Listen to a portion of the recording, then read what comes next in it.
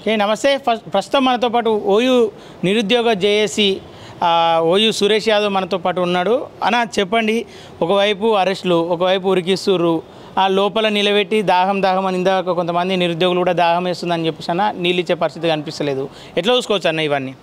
దాదాపుగా నాకు తెలిసే ఎమర్జెన్సీ తర్వాత ఈ రాష్ట్రంలో మరో ఎమర్జెన్సీ కనపడుతుంది అనేది మనకు స్పష్టంగా అర్థమవుతుంది. ఎందుకంటే ఈ రాష్ట్రంలో ఎక్కడ లేని విధంగా నిర్బంధాలు, కేసులు ఇక్కడనే స్టార్ట్ అయినాయి. రేవంత్ రెడ్డి గారు ఇందిరమ్మ రాజ్యం తెస్తా, ఇందిరమ్మ రాజ్యం స్పష్టంగా చెప్పిండు. మేము అనుకున్నాం ఇందిరమ్మ రాజ్యం అంటే ఆపాలని ఎట్లుంటుందో అని మేము చూడాలనుకున్నాం. ఇదే నిరుద్యోగులు అందరూ కూడా ప్రజల కాళ్ళు మొక్కి, తల్లిదండ్రుల కాళ్ళు మొక్కి, అందరి కాళ్ళు మొక్కి ఒక్కసారి కాంగ్రెస్ కోటేమని చెప్పేసి చాలాసార్లు బతిలాడారు. కానీ రేవంత్ రెడ్డి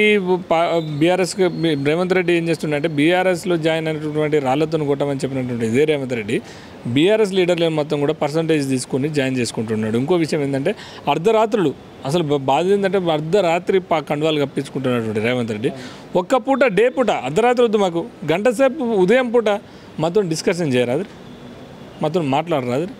ఇప్పుడు నేను ఏసీపీ గారు నన్ను శాంతియుతంగా రిప్రజెంటేషన్ ఇస్తాం, మేము శాంతియుతంగా కంప్లైంట్ చేస్తాం. మేము ఒకసారి మాకు అవకాశం ఇవ్వండి సార్, మేము వినతి పత్రం ఇస్తామంటే లేదు, ఇచ్చేది లేదు, సచ్చేది లేదు అంటారు. ఇదేం పాలన అయ్యా? ఈ పోలీసు వాళ్ళని పెట్టుకొని ఏం పాలిస్తారు అయ్యా? ఇంత పిచ్చితుగ్గులుగా పాలిస్తుంటే, ఇంత నిర్బంధాలు, ఇంత దుర్మార్గం అని పాలిస్తుంటే ఇది సమంజసమా? ఓకేనా? మీరు కూడా చూసిర్రు, మొన్న మిమ్మల్ని కూడా అరెస్ట్ చేసిర్రు. బయట ఒక పరిస్థితి కనబడుతుంది, లోపల ఒక పరిస్థితి కనబడుతుంది. ఇందాక ఒక నిరుద్యోగిని గుంజుకోతున్న క్రమంలో ఆయనను మొలదారాలు తెంపే పరిస్థితి, ఆ పాయింట్ బట్టి ఇష్టారీతిగా గుంజే పరిస్థితి కనిపిస్తుంది. ఇవన్నీ ఎట్లా చూసుకోవచ్చు అన్న? పోలీసు వాళ్ళకు మంచి స్వేచ్ఛ ఇచ్చిండు రేవంత్ రెడ్డి. ఏం స్వేచ్ఛ ఇచ్చిండు అంటే కనపడ్డ మీడియాని కొట్టండి. గతంలో మన ఆ రోజు కూడా చూసినాం పాపం మిమ్మల్ని ఎంత బలవంతంగా ఇచ్చేసిండు. కనపడినటువంటి రైతుల్ని, ఆ రైతులు అన్నం పెట్టే రైతుల్ని తీసుకుపోయి అరెస్ట్ చేయించిండు. ఇవాళ ఇంత దుర్మార్గం అన్న. రోజువారీగా కూలీ 4 పోయే వాళ్ళ అడ్డం మీద కూలీలు ఉంటే వాళ్ళని కూడా ఈడికోసం ఆంచిపోతున్నందుకు అరెస్ట్ చేయించారు.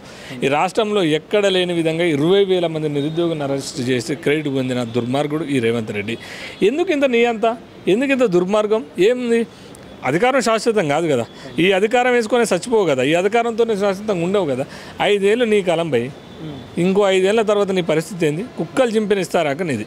కుక్కలు ఇట్లా గుంజినట్టు ఆ బతుకునేది. ఇవాళ మీడియా వాళ్ళు ఏం చేశారు? ఇదే మీడియా కదా నీ గురించి గొప్పగా చెప్పి నువ్వు పోటీ 3 అడుగులు లేని రేవంత్ రెడ్డి గురించి పోటుగాడని చెప్పింది ఇదే మీడియా, ఇదే ఛానల్ కదా.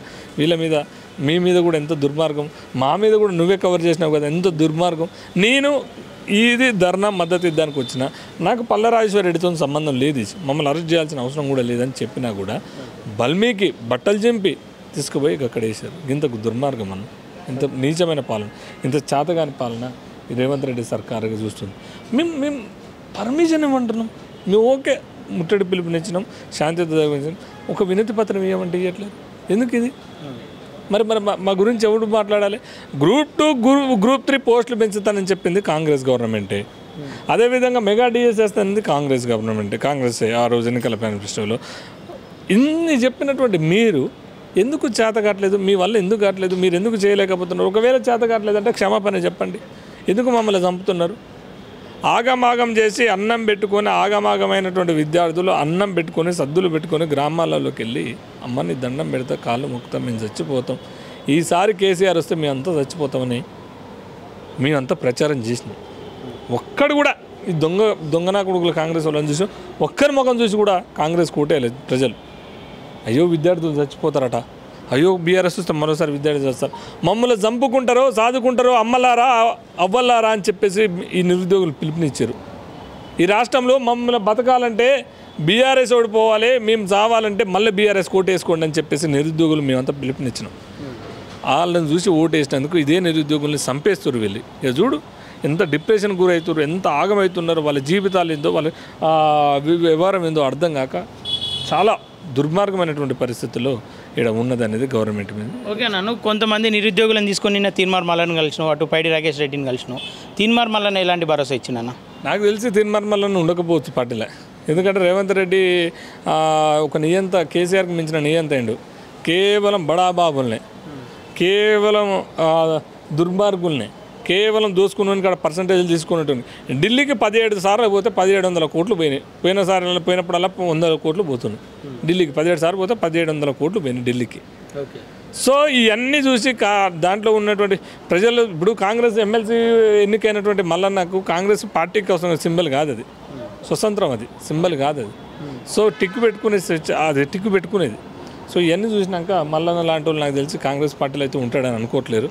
విద్యార్థుల పక్షాన వాళ్ళు చెప్పినప్పటికి కూడా ఎవడైతే కొంతమంది పొంగిలేటి శ్రీనివాసరెడ్డి లాంటి బ్రోకర్ గాళ్ళు ఉన్నారో 10 ఏళ్ళు అధికారం ఇచ్చి 10 ఏళ్ళు సంపాదించుకొని లక్షల కోట్లు సంపాదించుకునే బ్రోకర్ గాడు మమ్మల్ని ఆగం చేస్తుండే ఇవాళ పొంగులేటి శ్రీనివాసరెడ్డి ఇష్యూస్ అన్ని డైవర్ట్ చేస్తుండు. సో మరి అలాంటి వాళ్ళతో నాకు తెలిసి ప్రశ్నించే గొంతుకలు ఉండకపోవచ్చు అనేది నా. ఓకేనా, అంటే గతంలో ఎప్పుడైనా కేసీఆర్ ఒక నియంత అని చెప్పిన తీన్మార్ మల్లన్న కేసీఆర్కి లైవ్లో ఉండి ఫోన్ చేసిన తీన్మార్ మల్లన్న నిన్న రేవంత్ రెడ్డికి ఫోన్ చేసే ప్రయత్నం ఏమైనా చేసిండా మీ ముందు? ప్రయత్నం అయితే ఆయన చేసిండు. విద్యార్థి పక్షంలో మెజార్టీ స్పష్టంగా చెప్పిండు, మెజార్టీ సమస్యలు పరిష్కరించాల్సిందని ఒక భరోసా ఇచ్చిండు. కొన్ని ఇబ్బందులు ఉన్నాయి, కొన్ని ఈ ఇష్యూస్ అన్నీ చెప్పిండ్రు. ఇదన్నీ చెప్పిన తరుణంలో దుర్మార్గమైనటువంటి పరిస్థితులు రేవంత్ రెడ్డి గారు ఉన్నదని మాకు అర్థమైంది. ఆయన చెప్పకపోయినా మాకు అర్థమైనది. అర్థమైందా? ఎవరికి అపాయింట్మెంట్ లేదు అలా. అర్థమైందా? ఒకవేళ నువ్వేమైనా డబ్బులు వచ్చేది పర్సెంటేజ్ రియల్ ఎస్టేట్ దందా బ్రోకర్ కానీ అయితే నీకు మాత్రం మళ్ళీ రహదారి ఉంటుంది. అది మరి నిరుద్యోగులకు ఎలాంటి అండ ఇస్తుండ నా తీన్మార్ మల్లన్న? ఆయన చేసేది ఏముంది, ఇప్పుడు ఆయన కూడా చెప్తుండు, ఒక ఎమ్మెల్సీని పట్టభద్రులు ఎమ్మెల్సీ కాబట్టి ఆయన కూడా చెప్తుండు. చెప్పకపోతే ఆగమయ్యేది ఆయనే. కొట్లాడిపోతే వీళ్ళ తరపున పక్షాన్ని ఉండకపోతే ఆయన ఆగమవుతాడు. ఆయన కూడా అది క్లారిటీ ఉన్నది. రేవంత్ రెడ్డికి కూడా చెప్పే ప్రయత్నం చేస్తున్నట్టుంది. అది రేవంత్ రెడ్డి బల్మూరి వెంకటు లేకపోతే మల్లన్నో లేకపోతే రియాజు ఇంకొవ్వరు మాట వినేటట్లేడు. ఏమైనా పొంగిలేటి శ్రీనివాసరెడ్డి లాంటి ఇంకెవడైతే బడాబాబులు ఉన్నారు కదా దోచుకునేటోళ్ళు, ఆ దాచుకునేటోళ్ళు దోచుకునే పర్సంటేజ్లతో మాట ఏంటాడు తప్ప వీళ్ళ మాటలు విన్నాడు. అయిపోయింది. వీళ్ళ ప్రశ్నించే గొంతుకలు ఇంకా మేము అది దాన్ని వాళ్ళంతా చాప్టర్ క్లోజ్. ఒక్కొక్కరు తీన్మార్ మల్లన్న బయటకు వెళ్తాడు, బల్మూరి వెంకట బయటకు వెళ్తాడు, రియాజ్ అనేటువంటి బయటకు వెళ్తాడు. ఇంకా ఊడు ఉంటే వాడు కాంగ్రెస్లో ఉన్న వాళ్ళుగా ప్రశ్నించే గొంతుకలు అని చెప్పారుగా, అందరూ మళ్ళీ పత్తా లేకుండా బయటకు రావాల్సిందే.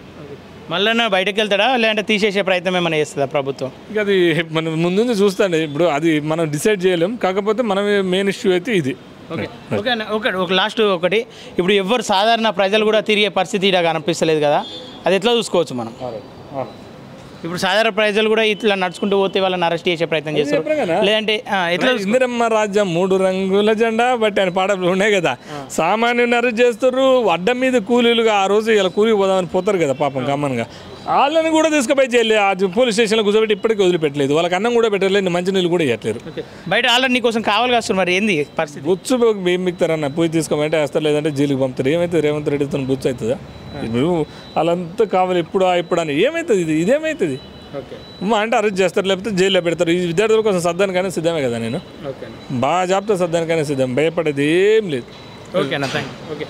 ఓకే, చూస్తున్నారు కదా, ఇది ఇక్కడ పరిస్థితులు కావచ్చు. అటు సురేష్ యాదవ్ కూడా అదే మాటలు చెప్తున్నాడు. ఎందుకంటే ఒక ఎమర్జెన్సీని అయితే ఈ ప్రాంతం మొత్తం తలపిస్తుంది. ఒకవైపు రైతులు నడుచుకుంటూ పోతే వాళ్ళని అరెస్ట్ చేసే ప్రయత్నం, సామాన్య ప్రజలు కూడా నడుచుకుంటూ పోతే వాళ్ళని అరెస్ట్ చేసే ఆ ప్రయత్నం ఈ పోలీసులు అయితే చేస్తున్నారు. ఈ ప్రతి ఒక్కటి అంటే రేవంత్ రెడ్డికి తెలిసి జరుగుతుందా తెలియక జరుగుతుందా అనేది రేవంత్ రెడ్డి ఒకసారి ఆలోచించుకోవాలి. ఎందుకంటే ఇక్కడ జరిగే ప్రతి సన్నివేశం రేవంత్ రెడ్డి కావచ్చు, రేవంత్ రెడ్డి ప్రభుత్వం కావచ్చు, కాంగ్రెస్ పార్టీ కావచ్చు గండుకాలం అని చెప్పేసి ఇక్కడ క్లియర్గా అయితే అర్థమవుతుంది. ఇది ఇక్కడి పరిస్థితులు.